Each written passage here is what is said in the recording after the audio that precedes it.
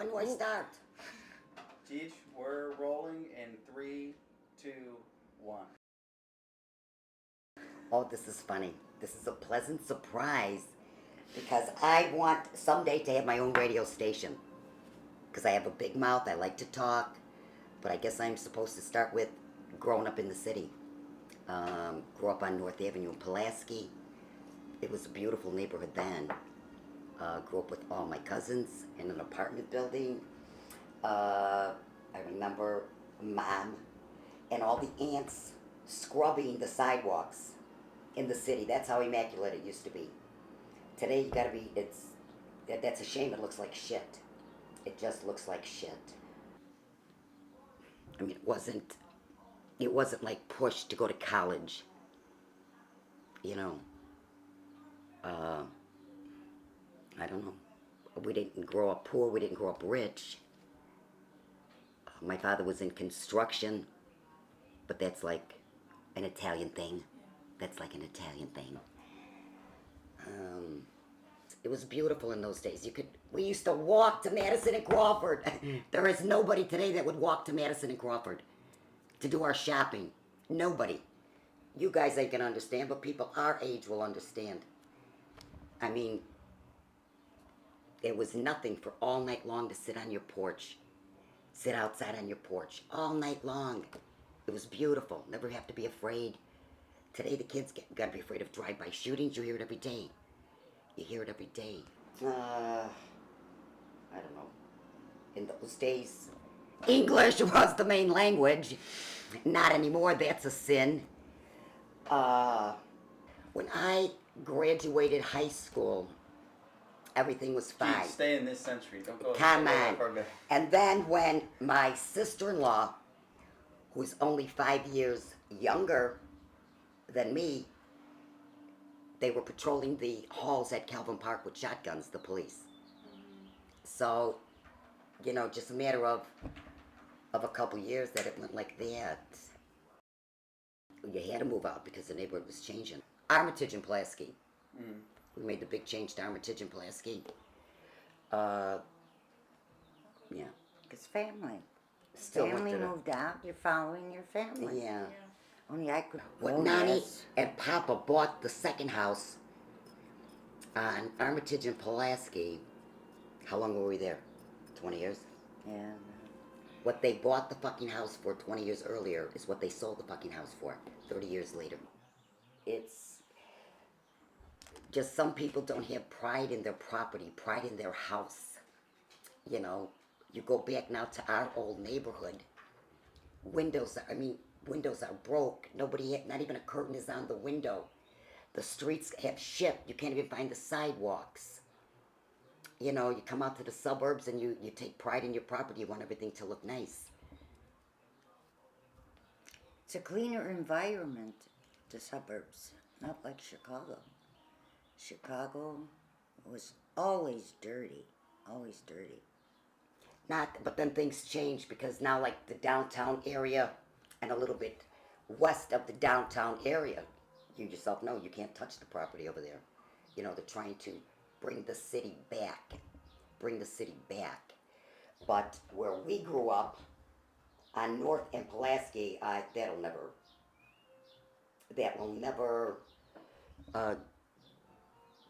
go back to the days when we grew up. I mean, Nani grew up on Taylor Street. And you still have that's like a strict Italian, still with the strict Italian, yeah? Italian. All Italian. And we had a few colored people, but they were terrific. Good ones. Not today's. We used to call them, you can't say it today, but that's how they respond to you. Hey, nigger. You know, one of my best girlfriends was Maria. She was black, but she was terrific. She was like a bouncer. Always took care of us. Always took care of us, you know. She was terrific. And then I had a special girlfriend. She was mulatto. Her dad was dark and her mother was the lighter part. Nancy Braxton. That was my best girlfriend. She was beautiful.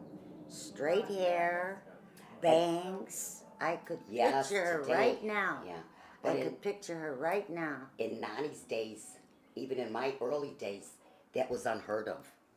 You know, black and white. That was unheard of. No, that was terrific. Yeah. But not today. Not today. But today, now I that's mean, everybody is intermingling. they, Everybody. a colored man will look at you, but in my days, they couldn't do that. They couldn't do that. You know, they'll say good morning, good night, and that they won't talk to you. But like I say, you pick a couple of friends, like I was younger, you know, and you stood with them, you know. But not today, it's changed. You know, I don't care what you say, black is black. You know, you can't change their color. But today's kids are mean, ugly. No, I mean it. Their grandmas sit at home crying. Why couldn't they be like her days? You know, it's changed. Why? Why? You want to know why? Because the parents, I don't care what you say, the parents have to be involved. They don't think twice. They're like when you put a dog out in the street, that dog goes wild, you know. No, and today I feel that it's, at least the blacks are all, they speak English. It's the Mexicans that are coming into this country do not want to learn English because they do not have to learn English. They're the ones that are popping out all the fucking kids because our fucking taxes are supporting them. Yep. Welfare is supporting them. That's my taxes. There's the old saying, I'm working 2 jobs because welfare counts on that. Welfare counts on that. People on welfare count on that.